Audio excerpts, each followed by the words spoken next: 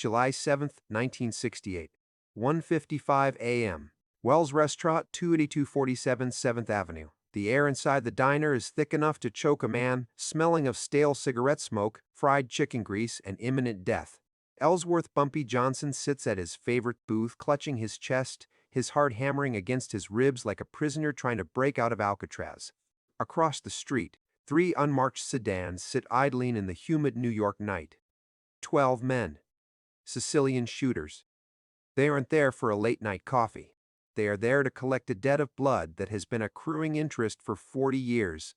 Inside the booth, Bumpy's hand trembles just once before he clamps it down on the Formica table. Beside him sits Frank Lucas, young, hungry, and watching the door like a hawk hunting a field mouse.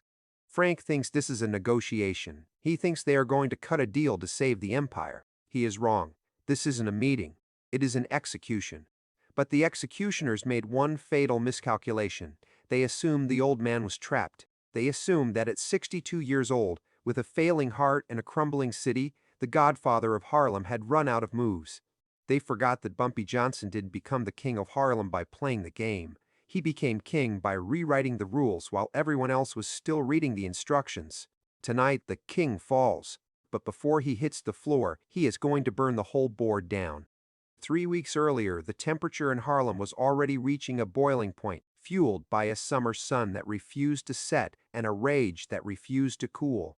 To understand why 12 Sicilian hitmen were waiting outside a chicken and waffle joint at 2 in the morning, you have to understand the man inside. Ellsworth Raymond Johnson. They called him the professor because he read Nietzsche in history books while his enemies read racing forms. They called him Bumpy because of the knot on the back of his head, a deformity that became a crown. For 3 decades, he was the gatekeeper. If you wanted to move a single ounce of heroin, run a numbers racket, or even open a jazz club between 110th and 155th Street, you paid the tax. You kissed the ring. He wasn't just a gangster. He was a buffer zone. A one-man dam holding back the flood of Italian organized crime that desperately wanted to colonize Harlem. But the year is 1968. The world is on fire. Martin Luther King Jr. has been dead for 3 months, assassinated in Memphis, and the resulting riots have turned American cities into war zones. The smoke from the fires on 125th Street has barely cleared. The police are scared, the politicians are paralyzed, and in this chaos, the sharks are circling. The 5 families, specifically the Genovese crime family, saw the civil unrest not as a tragedy, but as a business opportunity.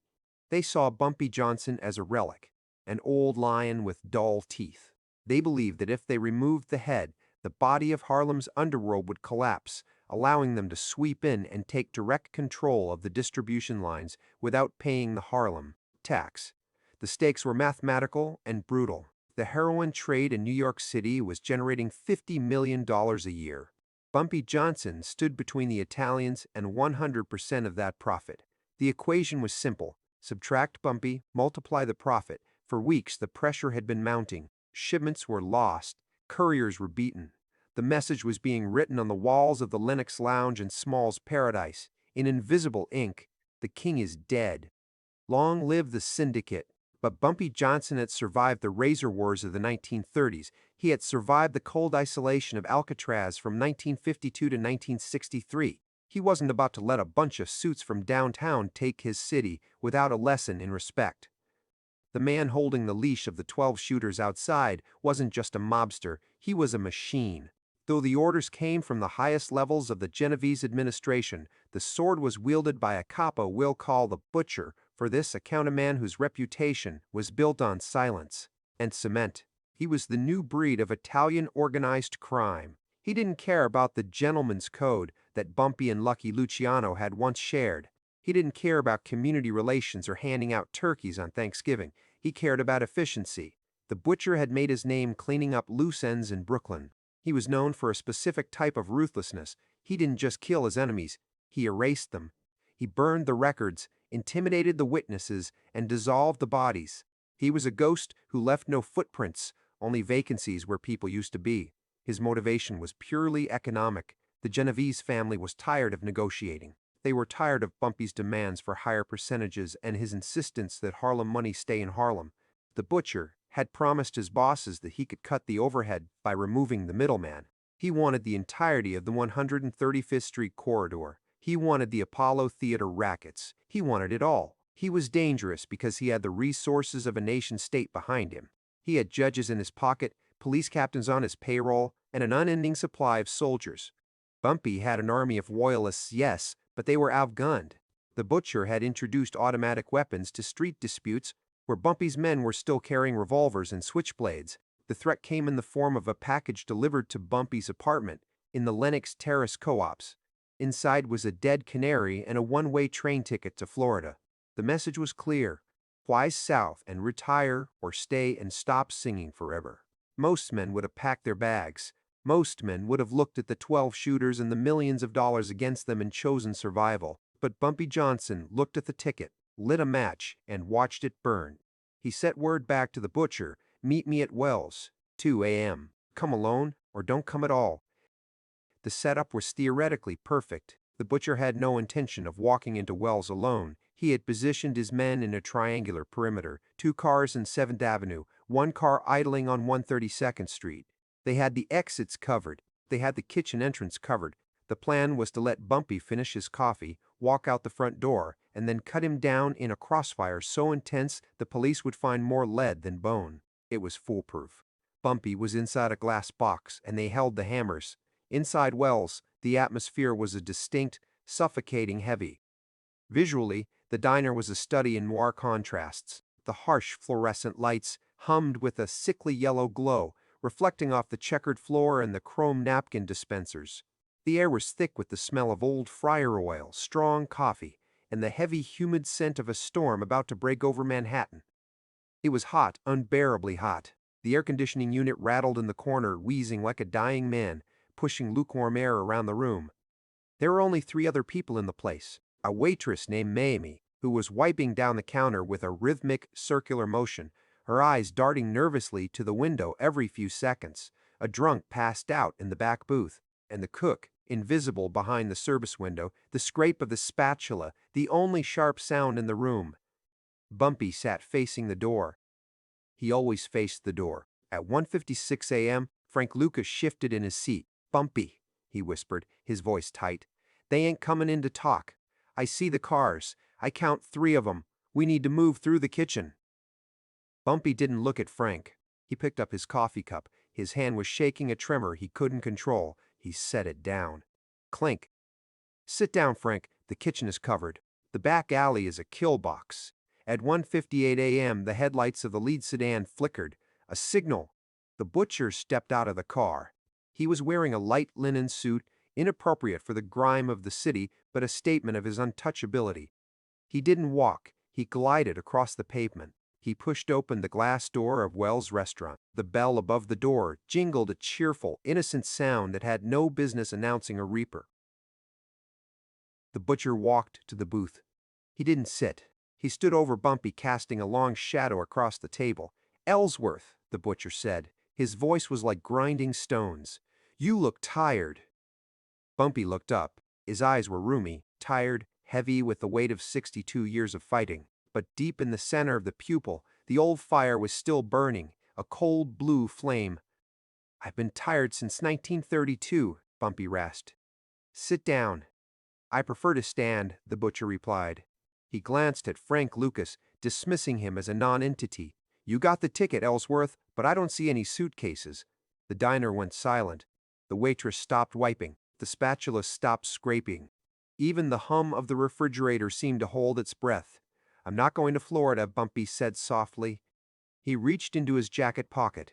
Instantly, the butcher's hand went to his waistband. Frank Lucas tensed, his hand diving for the piece in his ankle holster. But Bumpy didn't pull a gun. He pulled out a single, folded piece of paper. He placed it on the table. He smoothed it out with his trembling hand. It wasn't a deed. It wasn't a surrender. It was a menu.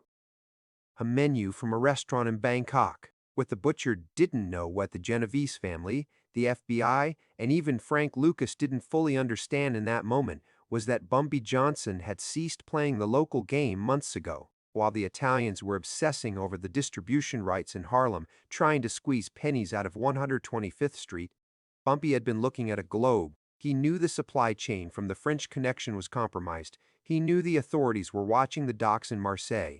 He knew the Italian monopoly on heroin was built on a crumbling foundation. 3 steps ahead, always 3 steps ahead. 2 months prior, Bumpy had used his old contacts from Alcatraz, men who had been deported, men who had vanished too. Open a dialogue, not with the Italian mob, but with the source itself in Southeast. Asia, Al, the Golden Triangle. You think you own the faucet, Bumpy said, his voice gaining a sudden, terrifying strength. He tapped the Bangkok menu. But I just bought the reservoir. The butcher stared at the paper. He didn't understand. Bumpy leaned forward. The pain in his chest was a supernova now, a crushing weight that threatened to black out his vision, but he forced the words out through sheer will. I secured a direct line, Sal. No middlemen. No cuts to the 5 families. Pure product, direct to Harlem. I cut you out. I cut all of you out. This was the twist. The trap wasn't the ambush outside. The trap was the economy. Bumpy had arranged it so that if they killed him, the connection died with him. But if they let him live, they were obsolete. But Bumpy had a final ace to play. He looked at Frank Lucas. He slid the menu across the table, not to the butcher, but to Frank. The contact is on the back, Bumpy said to Frank. Memorize it. Then he looked at the butcher. You came for my kingdom. But kings don't lose to men who can't see 3 moves ahead. You can kill me, you can shoot me right here in this booth, but you're already dead. You just haven't fallen over yet. He had bypassed the entire mafia structure. He had handed the keys to the future, the direct Asian connection to his soldier, right under the enemy's nose. Bumpy smiled. It was a wolf's smile. He reached for his chest, his hand clutching his heart. The pain was no longer a signal. It was an arrival. Check, please, Bumpy whispered. The dominance of the moment was shattered by biology. Bumpy Johnson gasped. His body stiffened, his back arching off the red vinyl booth. The coffee cup was knocked over, spilling dark liquid across the Bangkok menu and the Formica table. It wasn't a bullet that took him. It was his own heart, exploding under the pressure of a life lived at maximum velocity. He collapsed forward. Bumpy! Frank Lucas screamed, abandoning his gun, grabbing the old man by the shoulders. The butcher took a step back, confusion washing over his face. He had come to kill a legend, but death had beaten him to the punch. The 12 shooters outside waited for a signal that never came. The butcher stood frozen. He couldn't shoot a dying man. It would look weak. It would look fearful. At 2005 a.m., Ellsworth Bumpy Johnson took his last breath on the floor of Wells' restaurant. The silence that followed was heavier than the gunfire would have been. The butcher looked at the body, then at Frank Lucas, who was clutching the wet menu with the contacts written on the back. The Italian couple realized too late what had happened. He hadn't won. The transfer of power had occurred in plain sight. The butcher turned and walked out. Let's go, he told his men. It's over. But it wasn't over. The ripples of that night tore through the underworld. Within hours, word hit the street. Bumpy didn't die by the gun. He died on his own terms. He died undefeated. The 5 families held emergency meetings. They expected the Harlem rackets to crumble. Instead, they found a hardened, organized resistance led by the New Guard, armed with the contacts Bumpy had passed on. Frank Lucas would go on to build the Country Boys and the Blue Magic Empire, using the very pipeline Bumpy had hinted at. The Italians lost their stranglehold on Harlem, not because of a war, but because Bumpy Johnson had outmaneuvered them from the grave. July 8, 1968 marked the end of the gentleman gangster era. Bumpy Johnson's death was a seismic shift in the history of American organized crime. He was the bridge between the old world where respect and community standing mattered and a new world of ruthless, high-volume drug trafficking. He showed that intellect was a weapon far more dangerous than a Thompson submachine gun. He proved that you could be a black man in America in the 1930s, 40s, and 50s and refuse to bow your head. He forced the Mafia, the most powerful criminal organization on earth, to treat him as an equal. But the lesson of Bumpy Johnson isn't about crime, it's about vision. While his enemies were fighting over the scraps on the table, Bumpy was buying the kitchen. He understood that real power isn't about the gun in your hand, it's about the information in your head. He played the long game, even when he knew his time was short. Kings don't lose to men who can't see 3 moves ahead. If this story showed you why Bumpy Johnson was the smartest man to ever walk the streets of Harlem, Hit that subscribe button. Drop a like if you respect the code he lived by, and tell me in the comments if you were Frank Lucas that night. Would you have taken the menu or would you have started shooting?